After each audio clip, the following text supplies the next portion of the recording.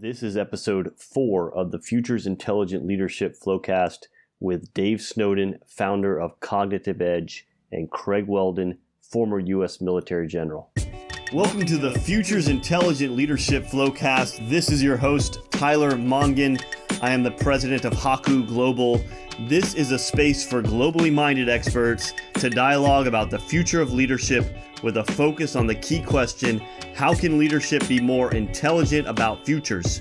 From this conversation, innovative wisdom, practical tools, and actionable insights emerge to help future-ready leaders thrive in an uncertain, complex, and exponentially changing world.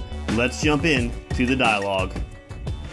Today, in this episode, I'm joined by Dave Snowden and Craig Whelden. Dave is the founder of Cognitive Edge, which was founded in 2005 with the objective of building methods, tools, and capability to utilize insights from complex adaptive systems theory and other scientific disciplines in social systems. Even if you do not know who Dave Snowden is, you may be familiar with or even used one of his decision-making frameworks called the Cynifen Framework, which he developed while at IBM to help understand the context for decision-making. If you look at his profile, you will quickly realize that he has a brilliant mind and a lot of wisdom to share. Craig Walden has around 40 years of experience in the U.S. military, both in and out of uniform. He recently retired and authored a book titled Leadership: The Art of Inspiring People to Be Their Best. He also enjoys motivational speaking about his experiences in leadership. I had the pleasure of meeting Craig in Honolulu, Hawaii prior to his book release and found him to be very humble and authentic, and a great model of leadership.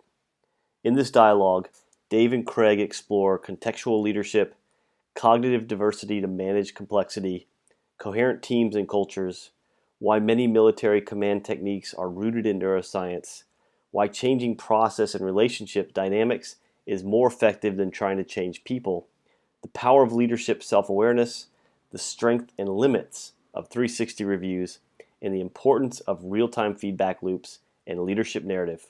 Let's listen. So aloha, Craig and Dave. Thank you both for joining me here on this Futures Intelligent Leadership Flowcast.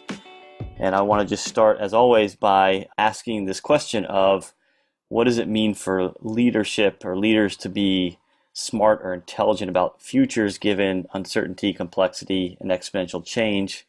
And how does your work or your experience, how do we answer that question or address it? And I'd love to start with Dave. I think there are several things. Probably let's run with three main ones. First of all, leaders need to be aware of context. I mean, this is something the Cynifen Framework is about. So if you're in a highly structured, highly constrained environment, you can manage by process and control, and you should do that. If you're in a chaotic environment, that's also draconian. But in a complex system, you're dealing with a system which doesn't have causality, so you don't get repetition. And that means you've got to manage the dispositional state or the patterns so that good things are more likely to happen. And you've also got to be finely tuned to unintended consequences, because the only thing we know for certain within a complex adaptive system is any intervention will produce unintended consequences. Yeah? And we're now actually arguing people are ethically responsible for that. So contextual awareness is one key issue. The other is the recognition of cognitive diversity. So we know that all human beings, most will scan about 5% of what's in front of them, and they'll make a decision based on the first fit pattern match with previous experience. And there's no way you can overcome that unless you're fully autistic, at least at which point you won't be in command. So building cognitive diversity into the decision process. And that can be done like with a military concept like CRUISE. We do it with distributed cognitive situational assessment. You've got to introduce diversity. And the way I often explain that is if you give a bunch of radiologists a batch of x-rays, ask them to look for anomalies.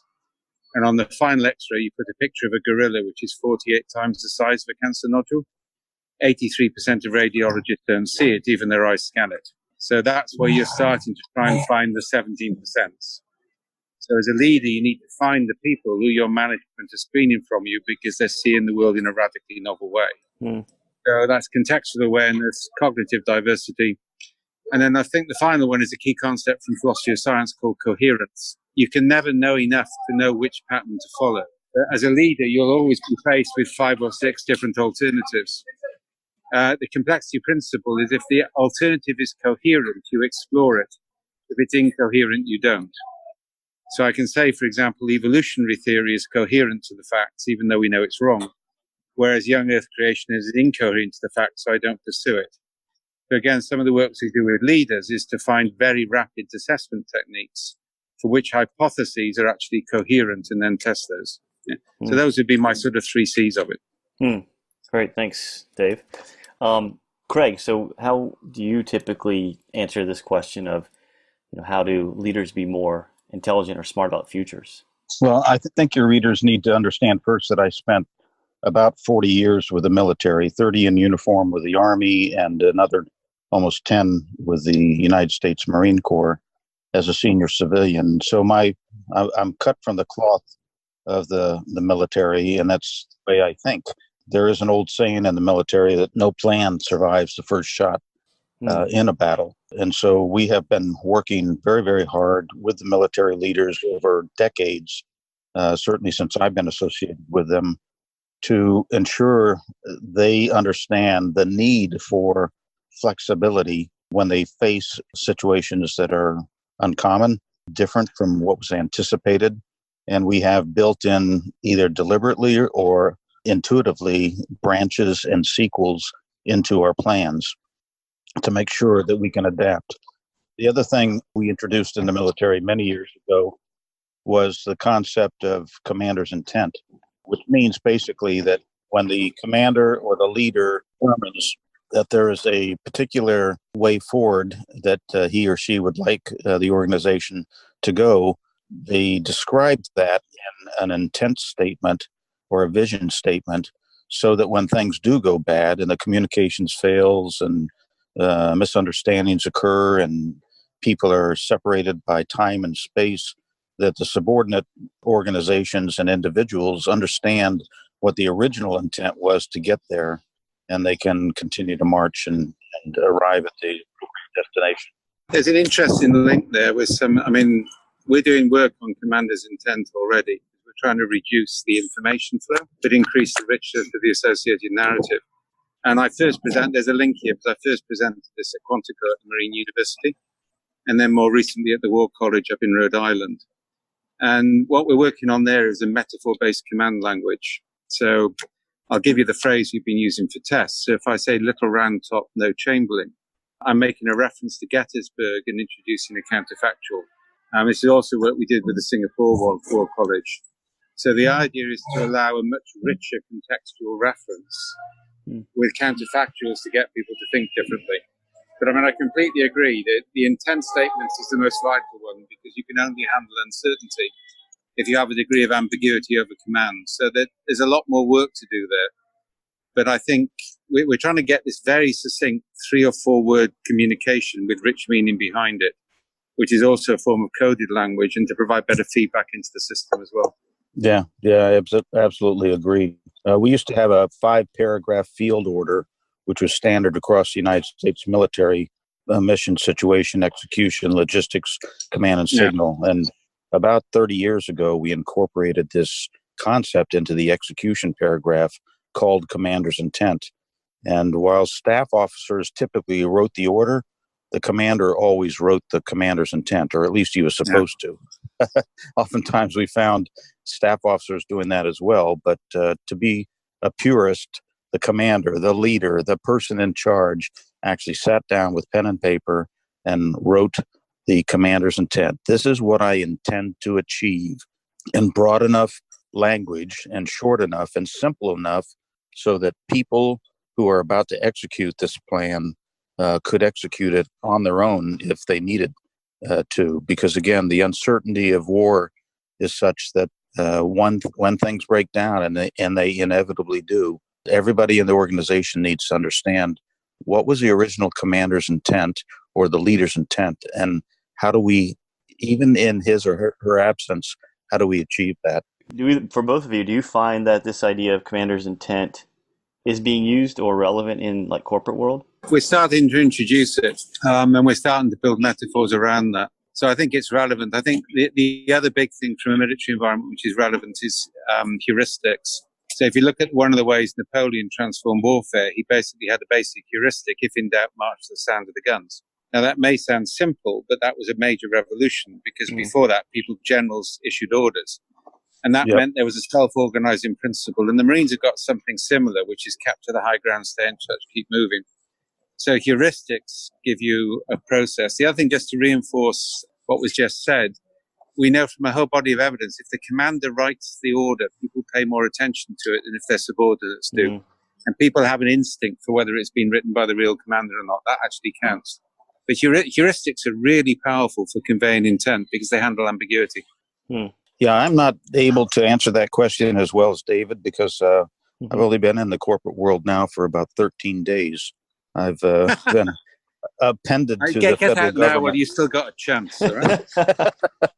I've been appended to the federal government and to the Department of Defense my entire life, having grown up in an Air Force family, spent 30 years in an Army uniform, and another 9 with the United States Marine Corps. So I feel like I'm broken the umbilical cord and on my way. But it certainly is my objective to take the kinds of valid lessons that we've learned in the military and help spread that word throughout the corporate world and in the next chapter in my life.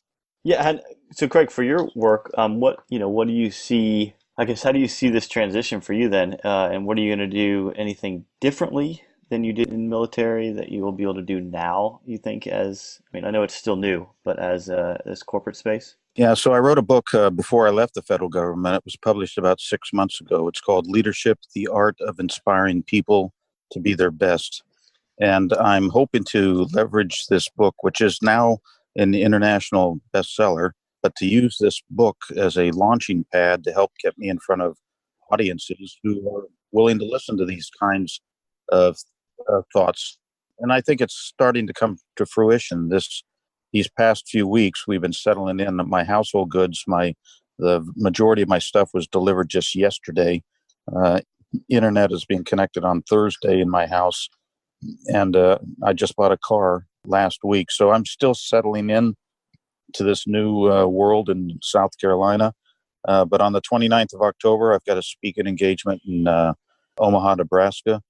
And on the 4th of November, I'm a speaker on a luxury cruise line where I give 4 presentations, and one of which is going to be on my book. They bought over 100 of my books to give out free and I've got a number of other leadership related speaking opportunities that are developing in front of me. So, it's yet to be determined, but I feel like I'm an acolyte for a topic which is very, very important and relevant in today's world.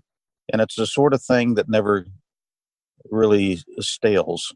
It really doesn't. Leadership is old as mankind is, and poor leadership and good leadership. And my little slice of this is about 50 years of experiences in leadership and life. And that's what I hope to pass on to the next generation before I pass on. Yeah.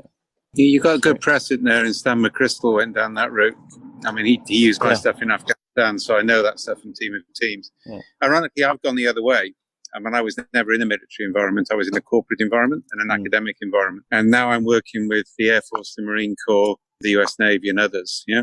And it's been quite interesting because coming in with a sort of academic commercial background and looking at the military side, one of the things which came out of that, and this, I keep saying this to executives, is you keep having these idiotic consultants come in who say they want you all to be above average, which means they're poor mathematicians because everybody can't be above average, right? And what the military have learned how to do is to take people who are below average and make them brilliant. And that's where you start to look at the models like heuristics. You start to look at the models like effectively what we call, the name's gone from me now, crews. Yeah. So in the crew concept, you're trained in role and role expectation, which means the crew can execute more than the individuals. And for example, a weapons sergeant can actually tell a brigadier what to do within certain contexts. So they delegate authority. So I actually think it's much more interesting to take the military frameworks and apply them into a commercial world and take that theme of how do you take whoever comes through the door who just signs up, comes through a recruiting office, and you've got to make them able to perform. Yeah. And that actually requires process as well as everything else. Well, so you're definitely seeing that direct link then with your work, Dave. Oh, absolutely. I mean, Yeah. I tend now to look at a military framework, and I mean, I've studied military history all my life anyway, right? I tend to take military frameworks and then look at the underlying cognitive neuroscience. So Mm. my approach is look at something which works and has worked for several hundred of years, not just something with about 10 cases. Yeah. Try and find out scientifically why it worked. And if I can't find out scientifically, I can scale it and apply it in different contexts. So we know the cognitive neuroscience of crews. We know the cognitive neuroscience of heuristics. So we know how to scale them. Mm. Let me give an example, and I'd be interested in Dave's perspective of this. 40 years ago, I went through the Army's Ranger School, which is one of the premier training of environments that you're going to find in the military. It's along the lines of the SEALs and Special Forces and so forth. And that was the first time that I ever experienced peer reviews. And if you didn't pass your peer reviews, you didn't graduate from Ranger School. It was simple as that. Because one of the things they wanted to make sure was that you were a team player and that you could work well with a team. And if under duress, which the school put you under, you didn't pull your own weight and contribute to the total effort, you would fail. Now, fast forward 26 years later, I became a brigadier general in the United States Army. And in those 26 years, I never once experienced any kind of peer reviews. And when I became a general, the Army reintroduced peer reviews, and I would get a questionnaire once a year from the Chief of Staff of the Army that asked 3 questions about my peers, other brigadier generals in the Army. Do you know this officer? If you know this officer, would you recommend him for or her for promotion? And if you know this officer, would you recommend him or her for command? 3 simple questions. And if you didn't know the first question, the answer to the first question, do you know this officer? You just went to the next person. And all of this would be rolled into some algorithm and used by the Chief of Staff of the Army to make assignments and determine who should go into command. Now, after I took off the uniform and I became a senior civilian as part of the senior executive service for the United States Marine Corps, and I was at the Department of the Navy, SES, I had to take a 360-degree evaluation once every 3 years. And those 360-degree evaluations gave the opportunity for not just for my boss, but for my peers and my subordinates to evaluate me anonymously. And then I would get the results and be able to do a self-reflection on how others viewed me. And this was the first time in my career, other than those 2 that I mentioned, that I had such an evaluation. I am a huge fan of peer reviews of any kind because you can find a very, very toxic environment. And the Navy is particularly at risk here when they assign a ship's captain and then they send him off to sea for 6 or 7 months. And the ship is essentially the king. He or she can do whatever she wants while they're out to sea. And they have found over time that they have found people who are ill-suited for command too late after the fact and have fired more ship's captains than I can think of because of that. So the Navy is now introducing 360-degree evaluations, which I think is a healthy thing to do. I had one more story, if I may. When I was hired for the job that I just left 9 years ago, one of the questions I was asked was, if you had 30 seconds of time in the elevator with a selecting official about why you're the right person for this job, what would you say? And my answer was simply, I would tell that person, the selecting official, you can talk to anybody who knows Craig Whelden, anybody who's worked for Craig Whelden or who has worked with Craig Whelden, and they're all going to say the same thing. I wanted to make sure that interviewer understood that I was an open book. What you see is what you get, and that I had nothing to hide. And I was not going to be one of these bipolar leaders that too often organizations just discover too late. Yeah, it's interesting. The British Navy actually had quite a good way of dealing with that in the 19th century. If you had a captain who flogged too much, they disappeared overboard one night and the officers turned a blind eye to it. There are quite a few cases of that one. It's a good technique, right? No, I think I completely agree with peer review. And I would say peer review in special forces, I do work with the SAS in Australia and elsewhere, is very powerful. Partly because special forces attract people who are both physically and mentally very fit. Yeah. And they're highly dependent as teams. So you can get a level of honesty there. And you tend to get more honesty in military environments than commercial environments. The problem with 360 in commercial environments is it's very heavily gamed. Because it's linked to promotion, people learn to play the game about who does the peer review. The anonymity isn't really anonymous if it's anywhere close, and it creates a huge amount of psychological stress. So one of the things we've been doing as an alternative to that is, as a leader, you nominate people in 4 categories. So people you can order around whose names you hardly know, experts whose opinion you rely on, people you've got a good relationship with, you naturally work with them without a problem, and people who you've worked with in a crisis. And every time those people interact with you, they tell a story about the encounter into software. And then they interpret it only onto positive scales. So they can't say anything negative about you. But you balance positive qualities like altruism, assertiveness, analytical capability. So they don't know what the right answer is, and that has a whole body of qualities. And then you can literally see those patterns in real time. So you're getting continuous feedback. And then we look at feedback over the whole year rather than a single gamed environment. So there's a lot of new work coming out on 360, but the principle of peer review and peer recognition, I think, is absolutely vital. Well, that's so. Dave, with your work, is something that you're seeing just in the military, or is also in corporate space as well? We're seeing corporate space that's been gained. So when I was in IBM, I actually set up a website where you could nominate yourself to be somebody's 3rd quartile responder.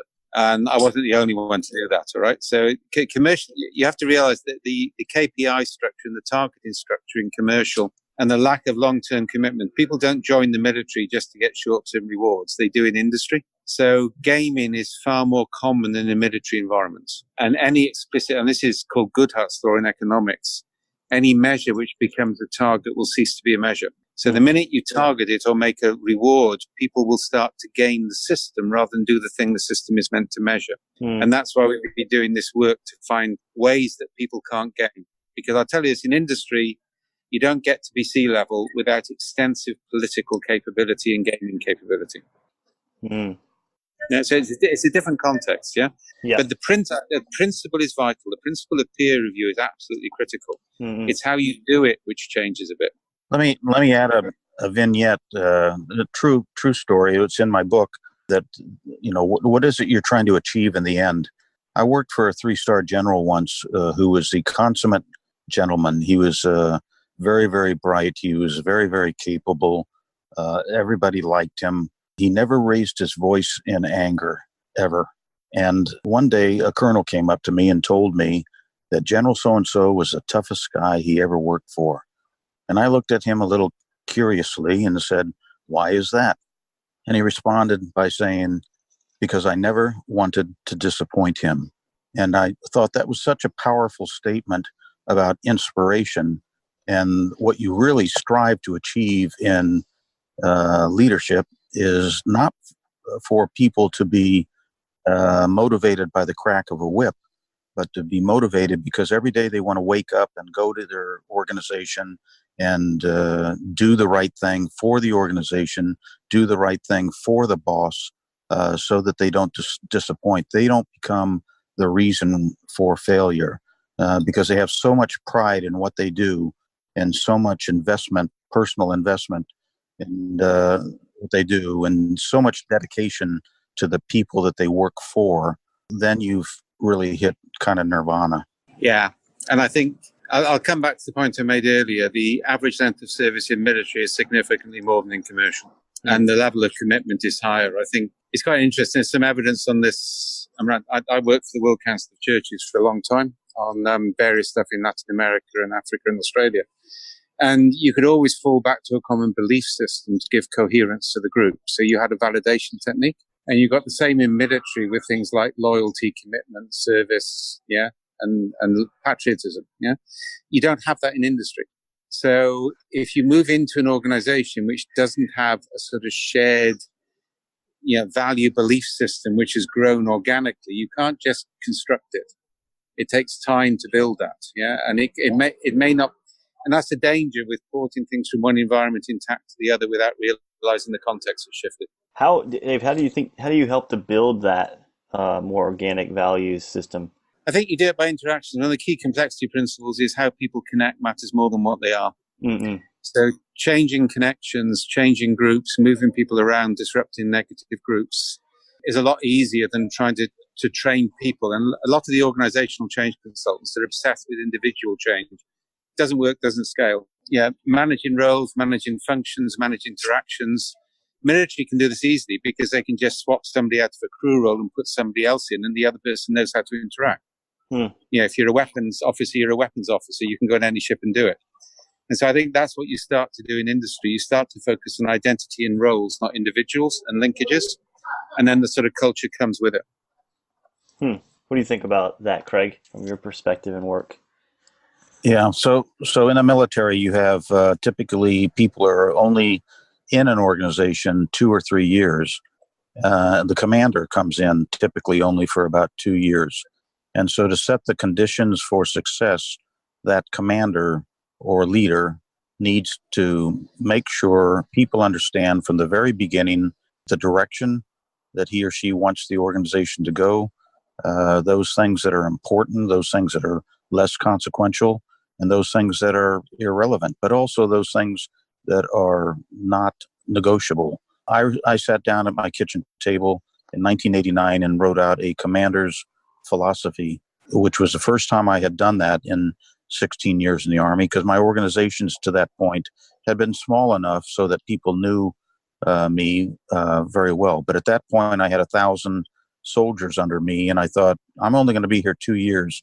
I better set the tone for this organization early on because the clock is ticking. And then every month when newcomers came in, I would sit down with newcomers and go over with them my philosophy of command. They get a copy of it, a hard copy, but I'd talk to them about here's what this organization is here for, and here's the most important parts of it. Here's the role that you play in it. Here's what I think you should know, and here are the non-negotiables that I won't put up with. I also developed a presentation called Whelden on Walden, which was a sort of a self-reflection on myself and my leadership style. And I gave that to everybody. And it was kind of a full Monty. It was strengths and weaknesses and everything else. I validated that with a number of people who had known me, worked for me, worked with me, or I had worked for over the years. And I still use it to this day. In fact, it's appendix, both those items, my philosophy of command from 1989 and the Whelden on Walden presentation are Appendix A and Appendix B in my book as tools for other people to use if they see any value. But you got to get off the starting blocks quickly when you're a new leader and set the tone and the direction because the clock is ticking. And people have told me that often in the corporate world, their tenure is often only a couple of years and then they're gone. And nothing's more frustrating than, getting a new leader in the organization. In 2 or 3 months, you're still scratching your head trying to figure out, what exactly does this person want me to do? And so it's important to tell people that early on. I can give you a case on this, which is actually military. It's what we do with NAVAIR in the Mojave.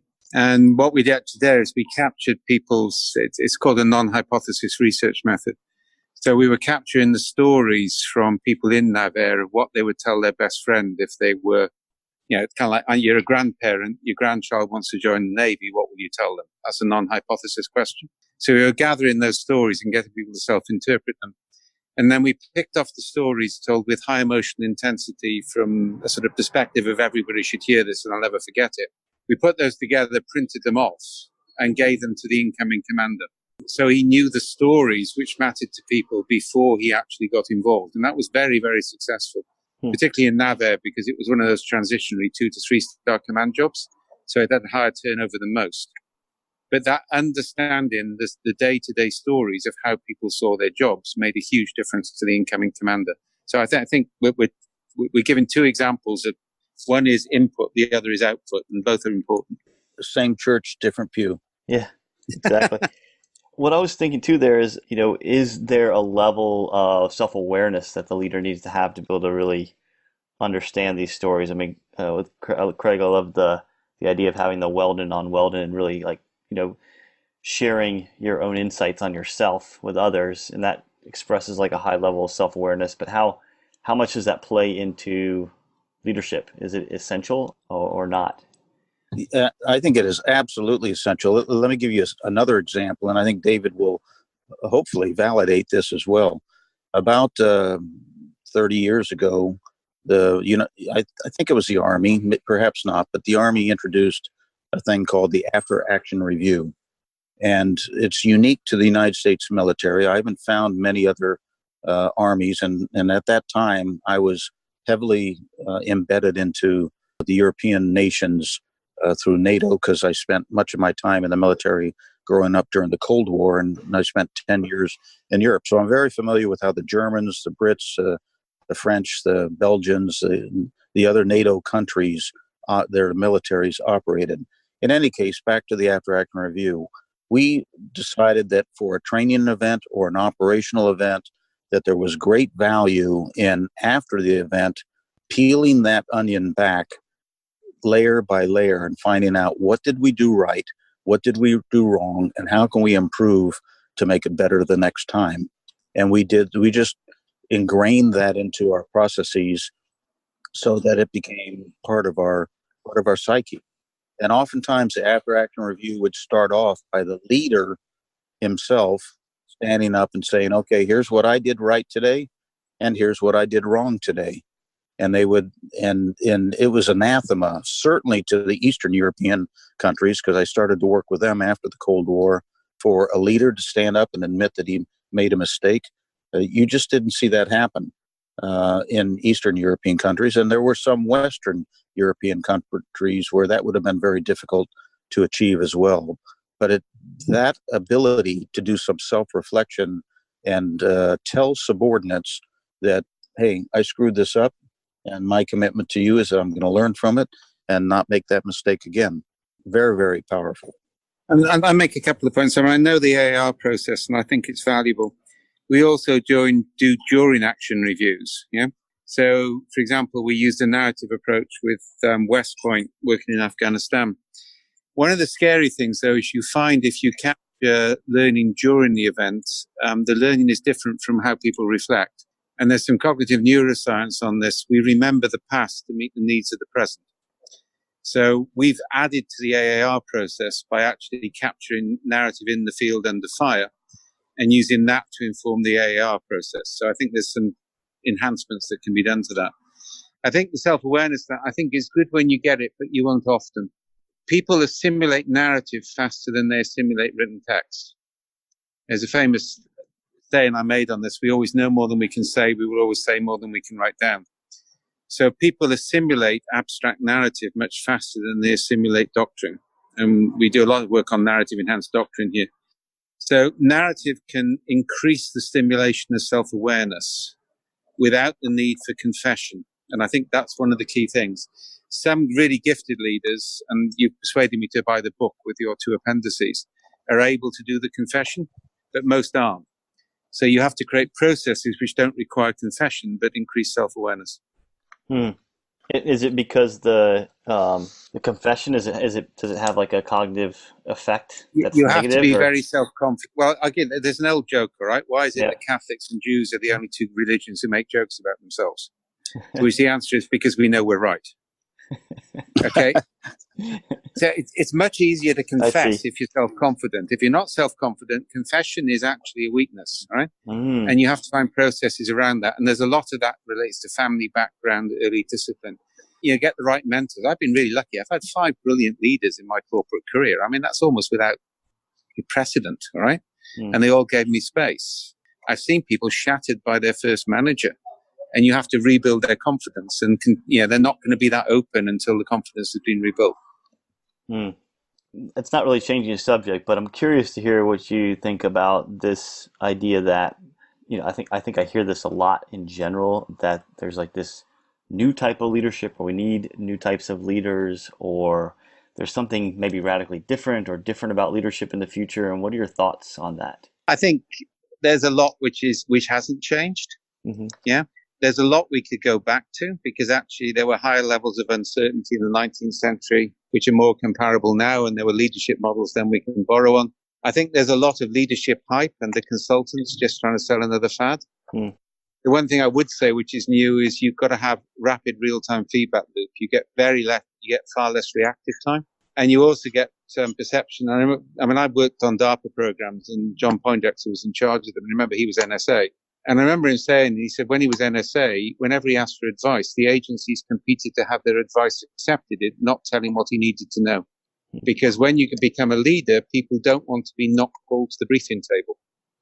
So one of the systems we built under the DARPA program was a mechanism for you to go directly from an abstract representation to raw intelligence data. That's called disintermediation. So leaders need to be aware that the teams around them will start to filter what they receive. And it takes a lot of work and a lot of effort and process to overcome that. So I think the ability to handle real-time, non-filtered data is probably the big thing coming. How about you, Craig? Your thoughts on is leadership changed, and is it changing? Is it something unique and different in the future? Or? I think you can go back centuries and the basic principles of leadership. Yeah. I mean, you can look at writings of people like Sun Tzu and see that they're timeless. Some of the things that he put into his book, but to spin off on a little bit on what David just said, I agree completely that it's important for leaders to be self-aware and to be confident. A good leader is going to be confident enough to be able to point out his or her own flaws to the organization. And I have found that when you do that, you actually inspire subordinates. I've given a number of presentations over the years where I've talked about failings of my own, either in my professional life or in my personal life. And when I get done, I've had a number of people come up to me, sometimes in tears, telling me how much they valued hearing that from a senior leader, somebody who they perceived at the beginning of my presentation had a near perfect life. So imagine for a moment an audience of 50, 60, several hundred people, and this retired two-star general and senior executive from the Marine Corps gets up there and talks about leadership. And the first thing people think is that, well, he must have done everything right because of the way he arrived at where he is. And the answer is no, it's not exactly right. So let me tell you about the bumps in the road that I discovered along the way. And I have found that demonstrating empathy to the failings and the shortcomings of everybody and showing a little bit of that yourself brings you closer to your audience and makes them believe you in more ways than you otherwise would have. So if you get up in front of an audience and talk about here's the way it should be, and you never bring forward any hint of failures of your own, then I think you're probably making a mistake, because people will listen, people will get closer to you if they understand that you're kind of like them, that you get out of the bed the same way they do, you put your pants on the same way they do, and you never really forgot your roots. So I have sprinkled throughout my presentations the hiccups that I've discovered along my life journey, so that other people can see that, look, you can stumble occasionally and you can still succeed. Yeah, I completely agree with that, although I'd have loved to be in the audience when George Patton did that, if he ever did it. All right. I think there's something we've been playing with which looks very successful, which is called transgenerational pairing. So you pair a new joiner with somebody about to retire, and they do the knowledge capture learning. I call it the grandparent syndrome. So grandparents will tell things to their grandchildren, they won't tell to their children, and vice versa, because there's a different power relationship. So we've actually found that's quite a useful of embedding learning of failure, is to get that sort of pairing in place and capture micro failures rather than confession and build them. Yeah.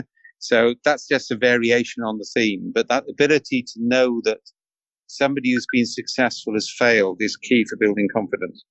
That's great. I want to be respectful of time, so I want to wrap things up here. And I want to end by just asking you both, just take a quick second and, what can leaders do now to be more intelligent in the future? If Craig, you want to? Yeah, so I encourage people to study others, read a lot, watch things that work well, observe things that don't work well. I have a metaphor in my book where I talk about picking up the rocks along the path of life, putting them in your rucksack so that you'll have them when it's time for you to use them. Pick up both the good rocks and the bad rocks. The good rocks so you can use them yourself, and the bad rocks to remind you not to use those. So they all represent good leadership behaviors, good life behaviors that you observe, and you say to yourself, wow, if I ever grow up and get into a position like that person, I'd really like to be like that. Or if I ever grow up and get into a position like that, I hope I'm never like that. And both of those have value in capturing and carrying along your life journey. I've got plenty of rocks in my rucksack, both good and bad. And I borrow and take from as many people as I can. You can get those out of a book, but you can also do that through what I call virtual mentorship, which means you don't have a person assigned as your mentor. Essentially, the world is your mentor. And as you go through your journey in life and observe behaviors of others, take the good and record the bad, and sort them out when it's time for you to use them. I'd go simple heuristic, all right? If it wouldn't work with a bunch of teenage children, why are you trying it out? I mean, the best training for leadership is to manage teenagers.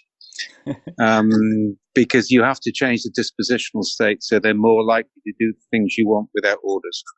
And that's probably the best advice I could give to any leader. It's like managing teenagers. You've got to go with the flow. And the other big thing you've got to learn is that you've got to cope with other people failing. If you can't cope with people working for you failing, you're not going to be a leader. And a final question, this one's maybe a little bit more challenging, is one word that you hope future leaders embody or take as like a core value. What would that be? I would say ambiguity. Ambiguity? And I would say character. Character is the foundation of all good leaders. Without strong character, you have little, and you will eventually fail. That's a lovely link, because Aristotle says if you build character, people can handle ambiguity. So we got a link. Well, thank you both, Craig and Dave. Really appreciate your time, your insights, and all the great work you're doing. Great. Thanks so much for the invite. Cheers, guys. Thank you for joining us today on the Flowcast. To get a summary of today's dialogue, find out more about today's guests, listen to previous episodes, or discover more about Haku Global's neuroscience-based Futures Intelligent Leadership programs or customized strategic foresight and innovation sprints, visit us at www.haku.global. At Haku Global, we believe it is time for more futures intelligent leadership. The future is something we need to think more intelligently and feel more deeply about, so we can collaborate to discover today's solutions for future problems. If you are in a leadership role and need support or training to scale futures intelligence across your organization, then contact us at Haku Global. This is your host, Tyler Mongan, and until next time, have a preferred and conscious future. Aloha.